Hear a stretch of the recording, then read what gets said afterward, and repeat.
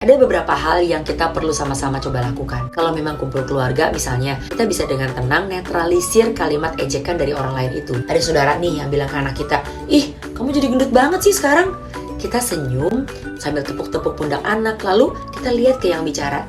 Beda ya dibanding dulu. Nah, zaman sekarang cepet ya gedenya. Ngomong-ngomong, kamu jadi nggak ke Surabaya? Ganti topik. Nggak perlu perbesar masalahnya. Kalau anak kita sudah lebih besar, misalnya udah 5 tahun ke atas, di momen yang santai, cari momen, ajak anak kita ngobrol. Jadi nggak perlu harus setelah terjadi sesuatu baru kita ngobrol. Cerita, misalnya dulu waktu ibu kecil, ibu ada yang suka ngata-ngatain, rambut ibu nggak bagus karena rambutnya keriting. Kalau Jojo gimana di sekolah? Ada nggak yang suka komen-komen ke Jojo? Dengerin aja ceritanya anak. Apapun jawaban anak kita perlu tanamkan nilai. Kalau kita nggak bisa kontrol orang ngomong apa ke kita, tapi kita bisa kontrol kita responnya gimana ke orang lain. Kita bisa kontrol ngomongan kita. Dan kita nggak boleh ngejek orang lain, ngejek fisik orang lain. Itu nggak benar. Terus kalau ada teman yang ngejek kita gimana? Kita memang nggak suka, kita perlu bilang ke dia, "Aku nggak suka kamu ngomong seperti itu."